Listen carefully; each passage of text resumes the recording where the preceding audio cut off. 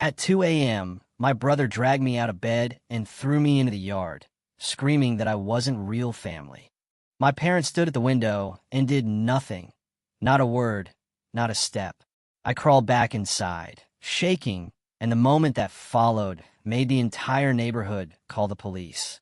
I still remember the feeling of the cold, wet grass against my cheek at 2 a.m. after my own brother violently dragged me out of bed and threw me into the yard, screaming I wasn't real family. But the real gut punch? Seeing my parents just standing there in the window, silently watching it all happen, before I crawled back inside to ignite a fire so bright it would wake the entire neighborhood. You know that hollow, gut-wrenching feeling? The one where the people who are supposed to protect you, the ones you call family, actively choose to watch you break. For years, I just lived in that silent agony. But the night, they literally let my brother throw me out into the freezing darkness like I was nothing but trash. That was the night everything truly changed. And believe me, it wasn't just my world that shattered. Hey, I'm Noah. I'm 23. From the outside, our family probably looked picture perfect, you know? Classic suburban vibe. 2 parents, a younger brother, and me, the oldest. My dad was always working long hours, my mom was always home, and my brother Ethan, well, he was the golden child, the one everyone adored. Me, I was the quiet one, the bookworm, the music guy, the one who never caused trouble.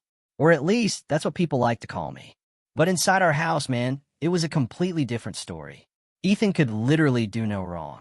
Every tiny accomplishment of his was celebrated like he'd just cured a disease. A soccer goal? My parents would post about it online for days.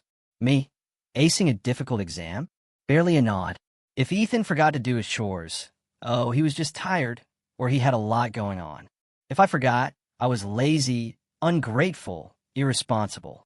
At first, I tried to convince myself it was just normal sibling stuff, you know, how kids are treated differently. But as time went on, it became terrifyingly clear. This wasn't just sibling rivalry. This was blatant favoritism.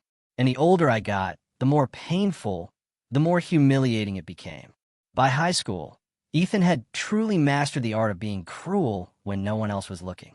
He'd shove me into walls in the hallway, mock me in front of his friends, call me the spare or the accident.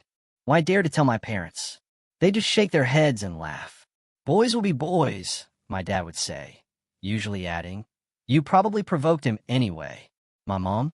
She'd just sigh and tell me, don't make waves, Noah. I quickly learned there was no point. If something happened between me and Ethan, I was on my own, completely alone. Then came that night. The night everything finally snapped. It started like any other, honestly. I'd been up late, finishing some freelance work. Around 2 a.m., just as I was finally drifting off, strong hands grabbed me. Before I could even wake up properly, I was yanked right out of bed, my arm twisted painfully.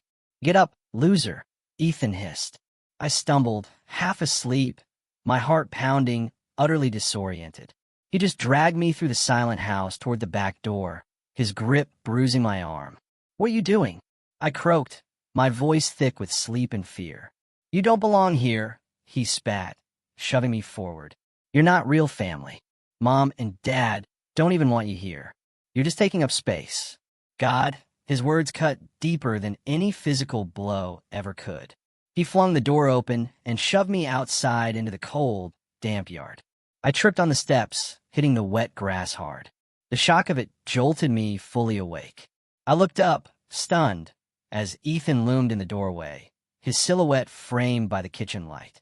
And then I saw them, my parents, standing right there at the window, just watching. Not moving, not saying a word, just watching as their youngest son threw me out into the night like a piece of trash. Ethan, stop. I called out, my voice cracking, a desperate, pathetic plea. Maybe, just maybe they'd step in this time. Maybe they'd finally defend me. But Dad just folded his arms. Mom turned her face away. Ethan sneered, a sickening triumph in his voice. See? They don't care. They never did. You're nothing here, Noah. Nothing. He slammed the door shut, the lock clicking into place with a chilling, final sound. I sat there in the wet grass, shivering, staring up at that dark, indifferent window. A flicker of anger started deep in my chest. It grew hotter with each ragged breath. My whole life, I'd been patient.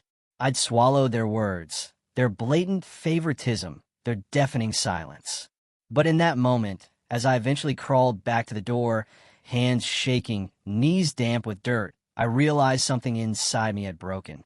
And something new, something hard and dangerous, had begun to take its place. I pushed the back door open. He'd actually left it unlocked.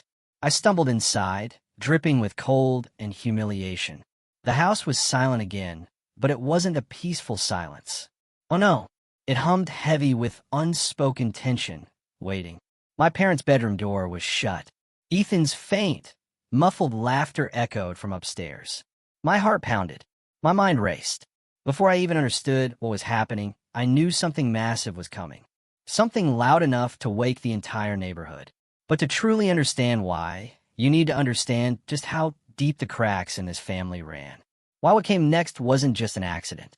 It was the brutal culmination of years of silence, cruelty, and betrayal, all boiling over in one single night. That morning, after I'd been thrown out, the house felt colder than the damp grass I'd just been on.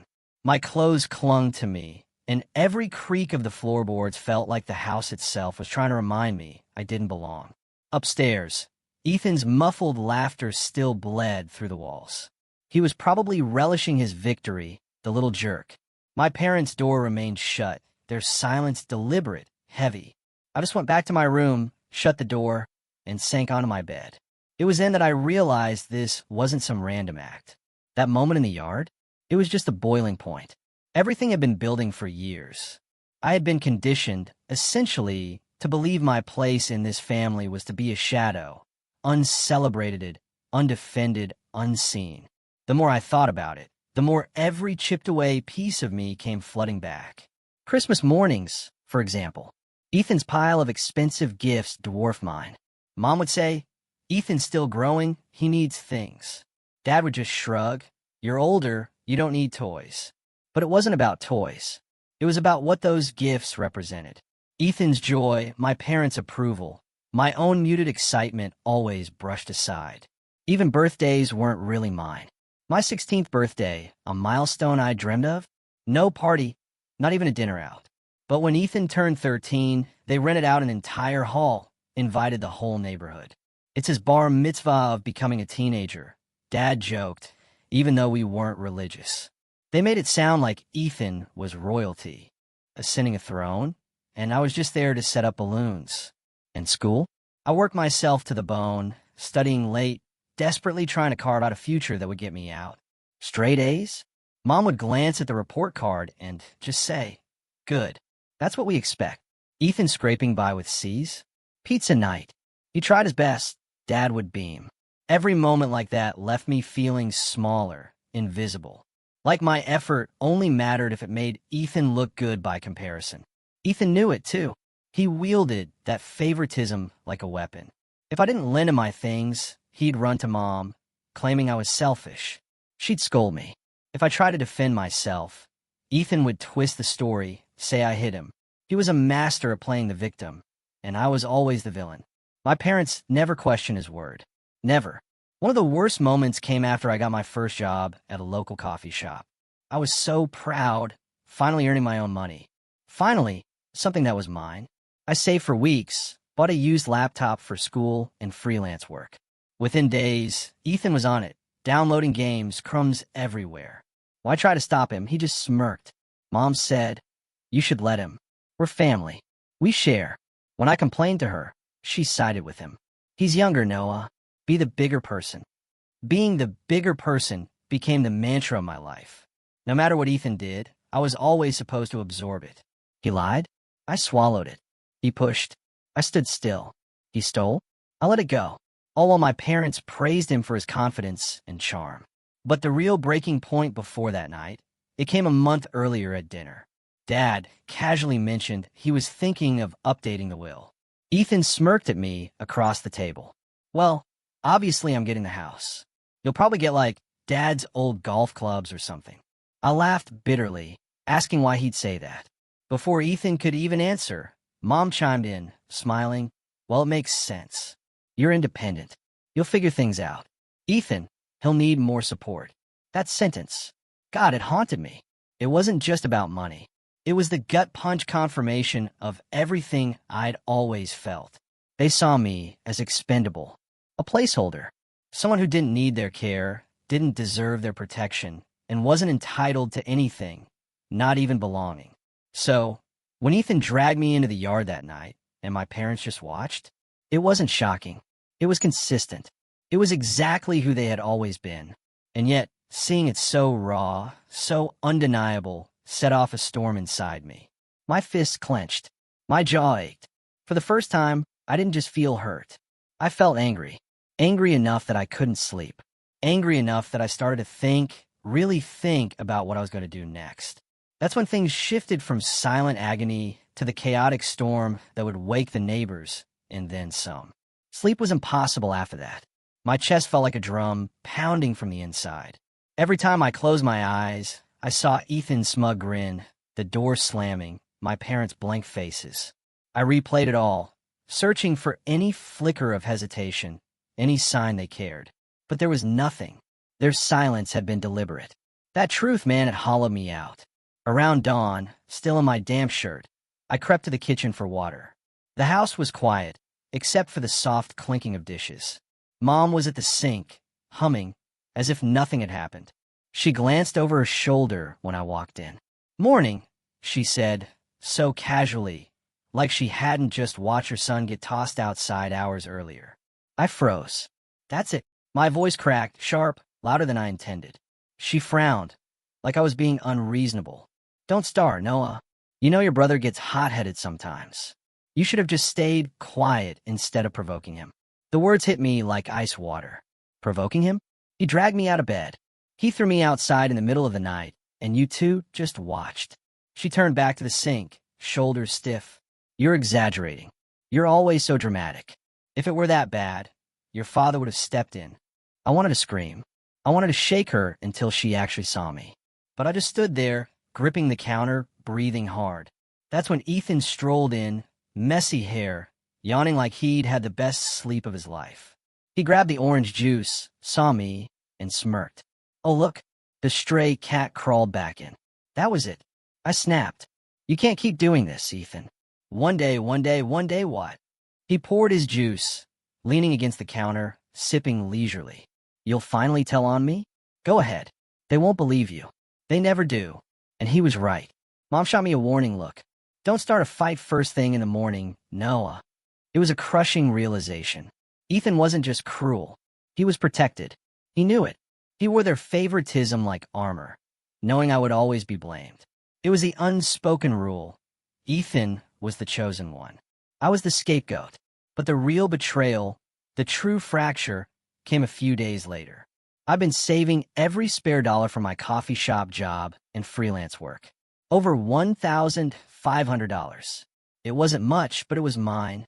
Proof that I wasn't completely powerless. A way out. One afternoon, I checked my account. It was nearly empty. $137. My stomach dropped. My fingers trembled as I scrolled. Multiple transfers, all to my parents' joint account. I couldn't breathe. I stormed into the living room where Dad was watching TV. "Where's my money?" I demanded, phone in hand. He barely looked up. "Relax. We moved it." "You moved it." My voice cracked. "That was my savings. Months of work. You can't just take it." Dad sighed, like I was an annoying child. "Don't be dramatic. We needed it for Ethan. He's joining a travel soccer team, and the fees aren't cheap. You don't need the money right now." "He does." I stared at him, my chest tight. "You stole from me." "It's not stealing," Mom chimed in from the doorway. "It's family money. You're part of this household. You don't get to act like you're separate." The ground tilted beneath me. All those late nights, every shift, just to squirrel away a little independence. Gone. Not just gone, but handed directly to the brother who had thrown me outside. And Ethan knew. That night at dinner, he leaned over, smirking, "Thanks for sponsoring my season, loser." Something inside me fractured. Not the usual quiet hurt I'd carried for years. Not the slow ache of being overlooked. This was different. This was betrayal, so sharp it felt like a knife to the spine. My parents hadn't just ignored me. They had actively chosen him, drained me, left me with nothing. And Ethan had laughed in my face for it. That night, lying awake, staring at the ceiling, I felt a fundamental shift. The grief, the humiliation, it hardened. For the first time, I didn't feel powerless. I felt clarity. They had shown me exactly where I stood. Not as a son, not as a brother, not even as a person with rights. Just a resource to be used. And once I saw that truth, I knew I couldn't go back to swallowing it. Something had to change. I just didn't know yet how fast that change was coming. A storm was brewing in that house.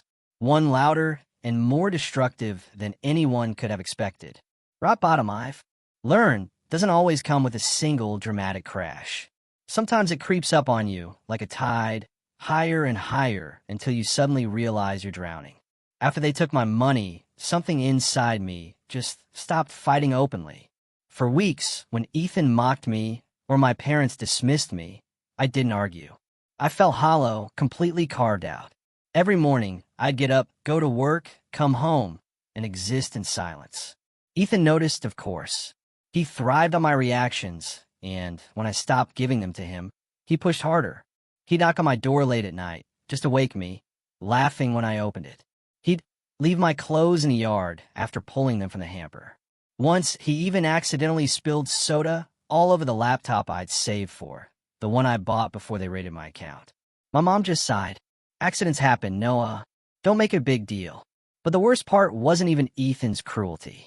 It was the emptiness at the dinner table. The way my parents leaned in when he spoke, nodding, asking questions, smiling. When I tried to join the conversation, they cut me off. If I mentioned work, Dad would grunt. If I brought up school, Mom would glance at Ethan and change the subject. I was a ghost in my own home, visible only when they needed something from me. One night, especially, just sticks with me. It was late, maybe 11 p.m. I was at the kitchen table, homework spread out. Finals were coming up, and I was desperate to hold on to some achievement, something that was still mine. Ethan walked in, grabbed my notebook, started flipping through the pages. "Wow," he said mockingly. "You really think this matters? You're wasting your time. You'll never be anything. Dad says you're just book smart. No real life skills. You'll be working at that coffee shop forever."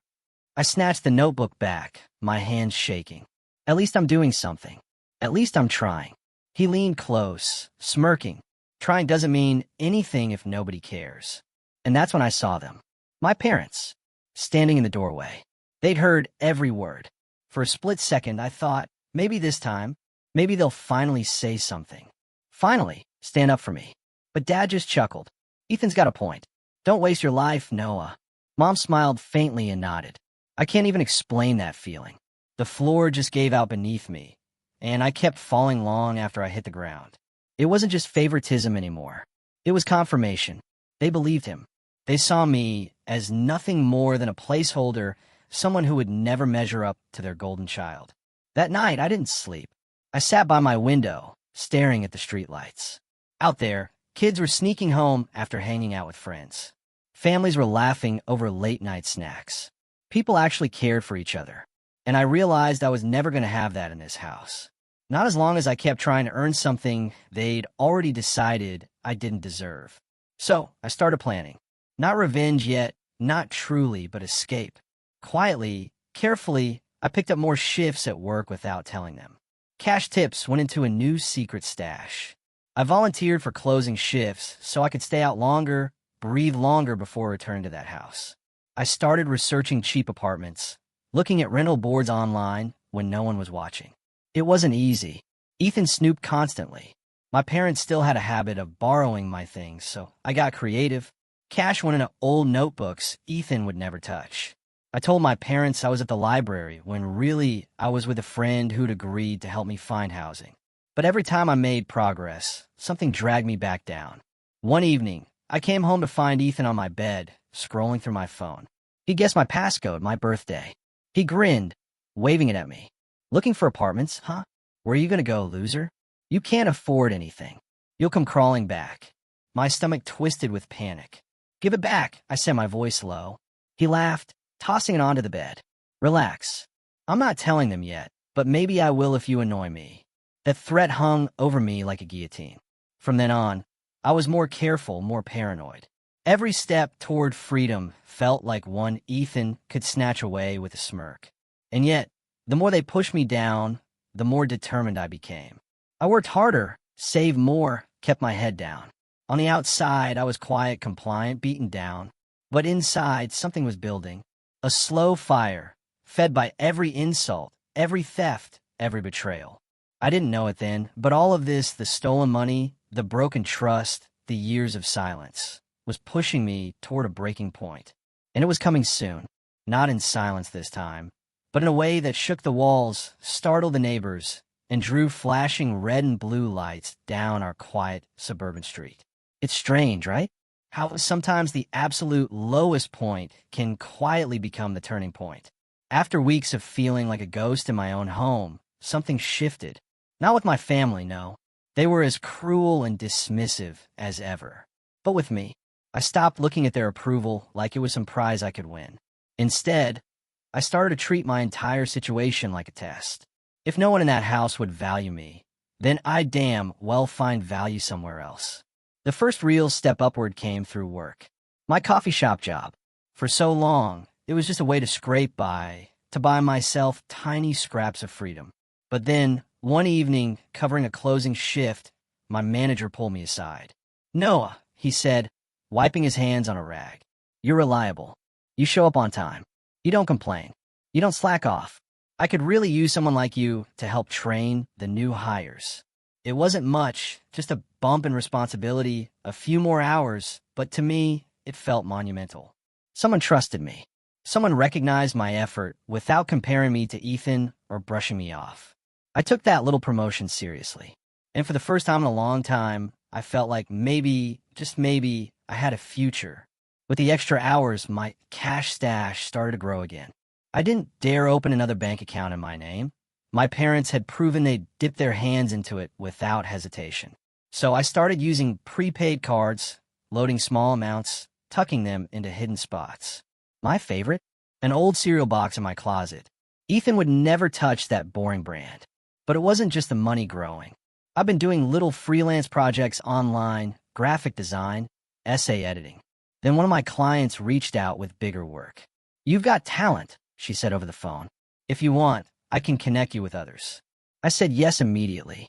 Within a month, I was balancing coffee shop shifts with steady freelance income. It wasn't glamorous, but it was mine. Meanwhile, Ethan was slipping. His travel soccer team, the one my stolen savings helped fund, wasn't going well.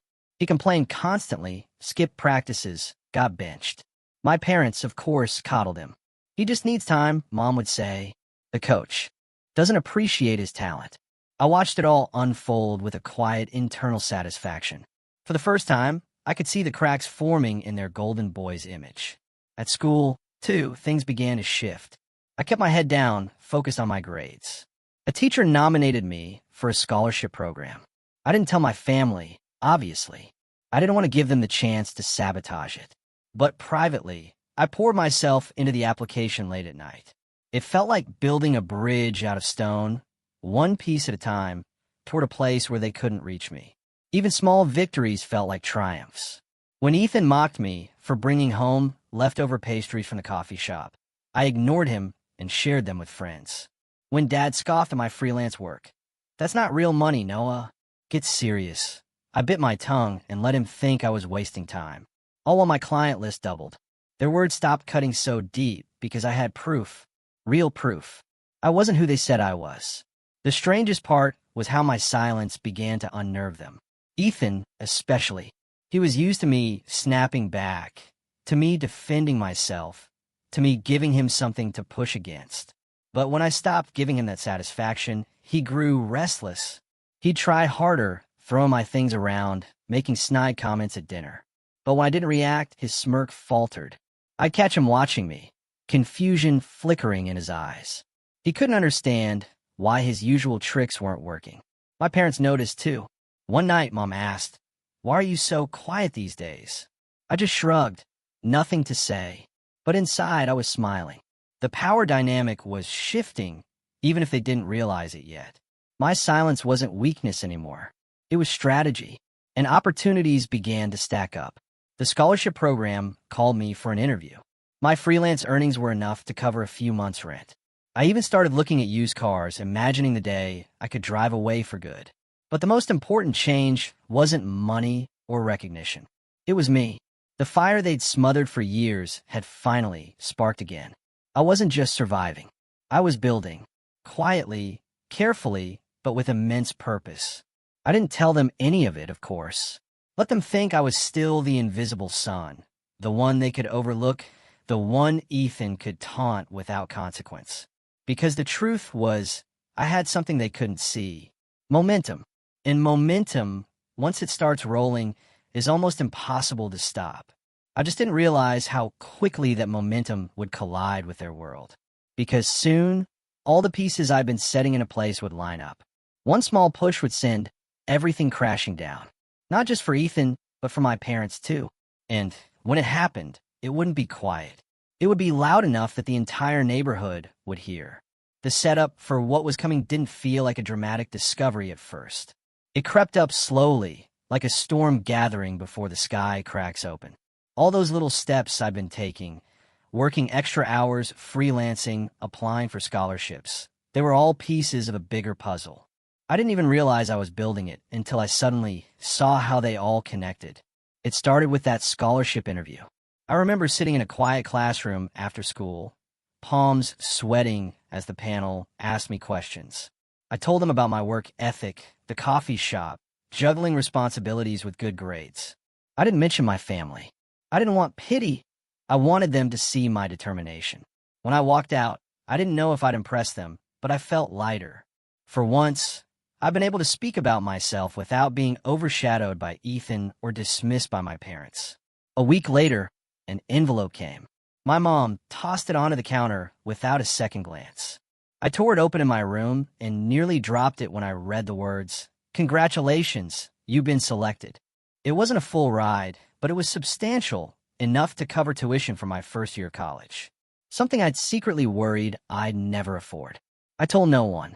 Not Ethan, not my parents.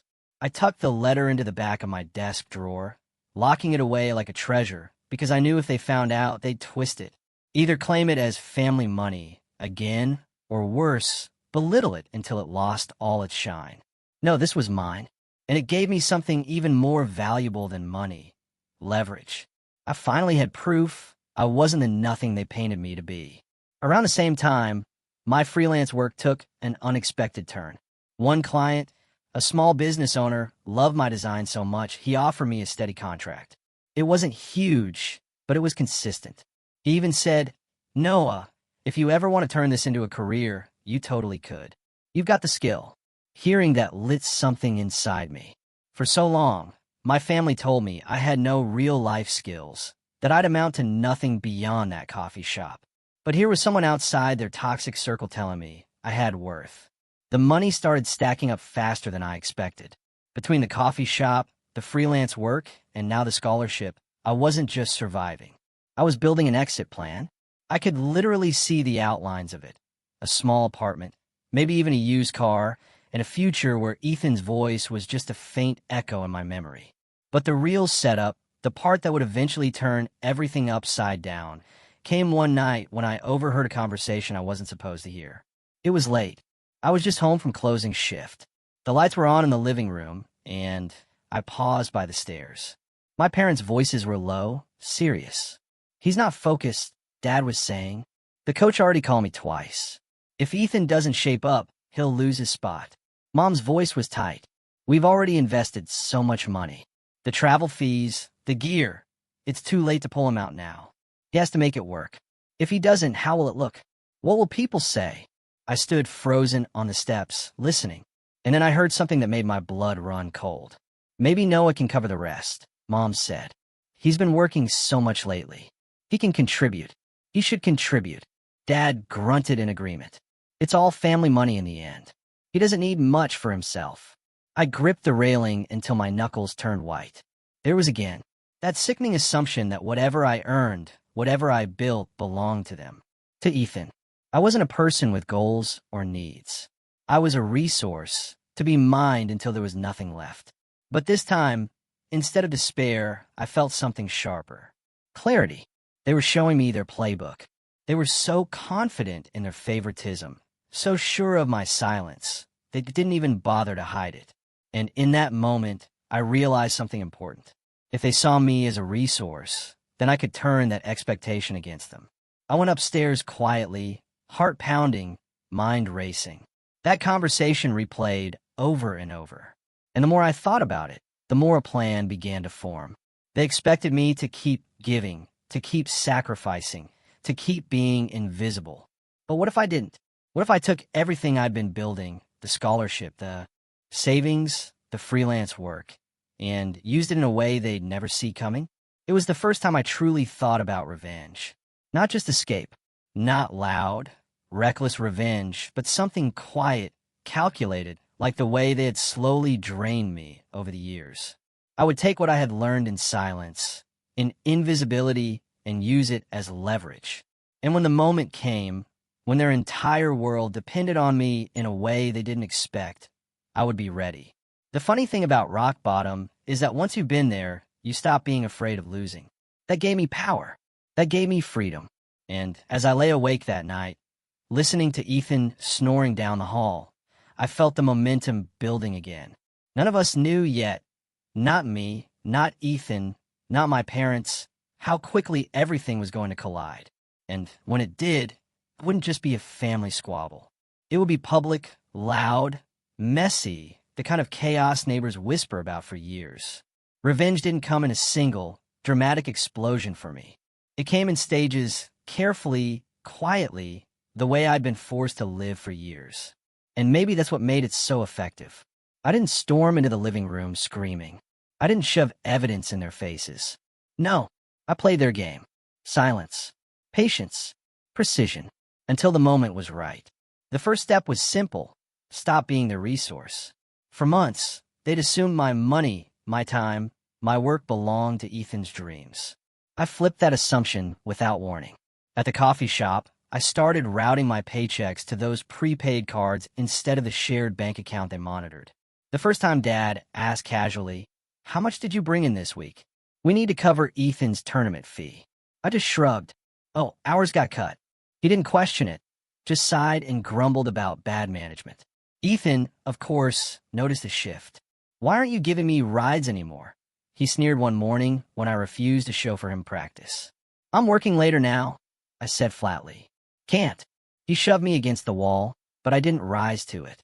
I just stared back. Calm, steady, unflinching.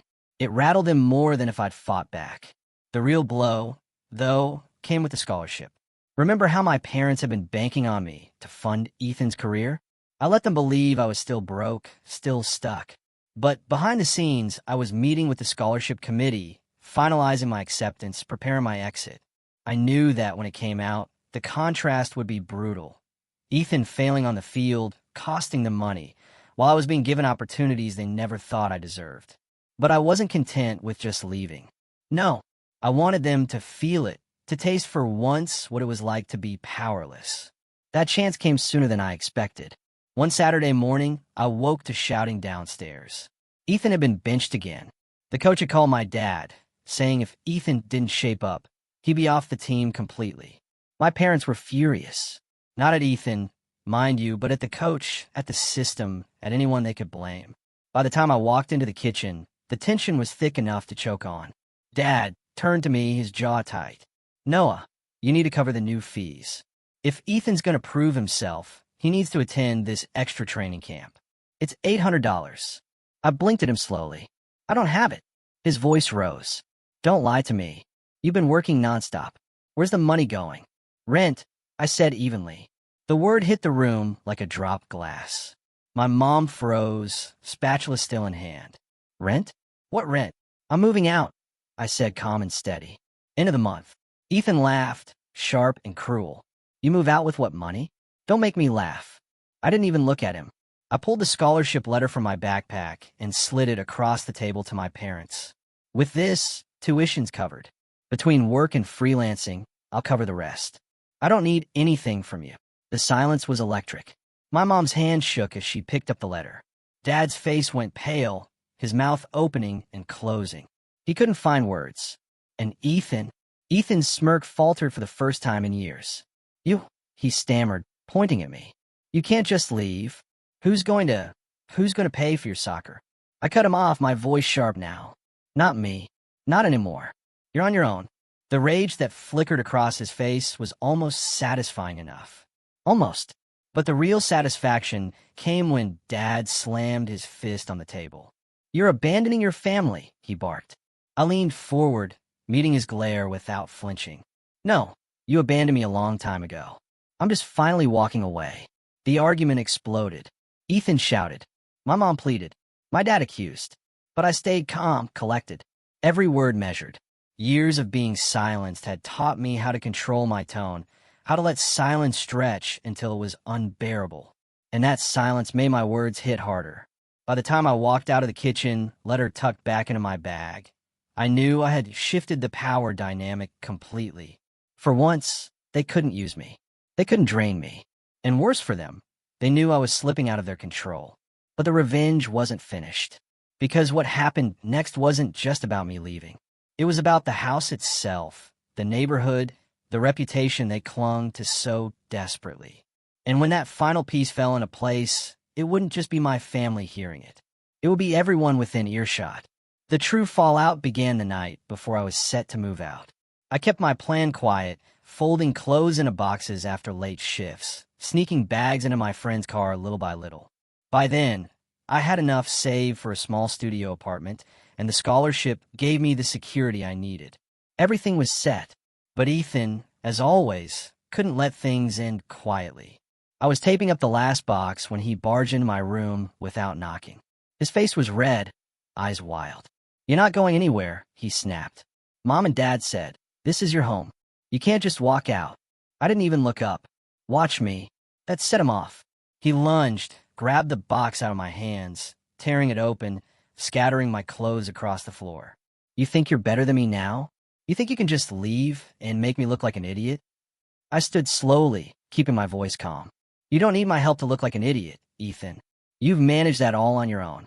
His face twisted with rage. Before I could step back, he shoved me hard against the wall.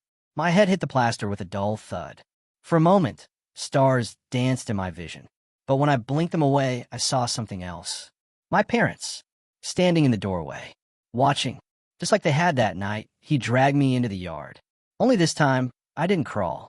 I pushed Ethan off me with a force that surprised even myself.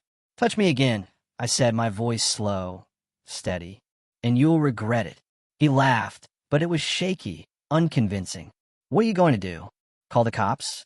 They'll believe me, not you. They always do. That's when I pulled my phone out of my pocket. No, I said simply, because I already recorded everything. His smirk vanished. I had been careful for weeks. Every insult, every shove, every demand for money. I had recordings, screenshots, even copies of the bank transfers where my savings had mysteriously moved into their account. I kept them hidden, waiting for the moment I might need them. And now, standing there in that suffocating room, I knew it was time. I dialed. When the knock came at the front door 20 minutes later, the sound echoed through the entire house. Red and blue lights flashed through the curtains. Neighbors peeked from porches and windows as two officers stepped inside. Ethan's bravado crumbled instantly. He stammered, tried to twist the story, but I just played the recordings aloud. His voice, mocking, cruel, filled the living room while the officers' faces hardened.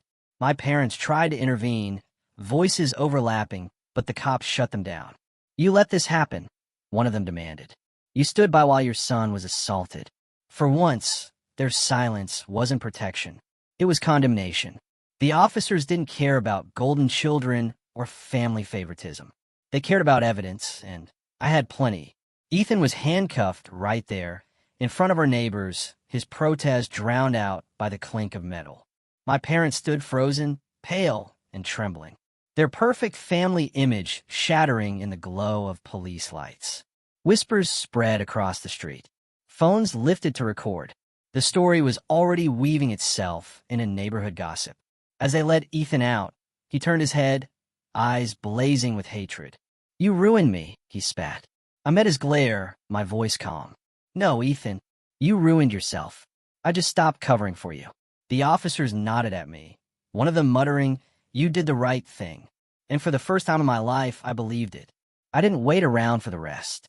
I grabbed my last box, stepped past my parents' stunned faces, and walked out into the cool night. The air felt different, lighter, sharper.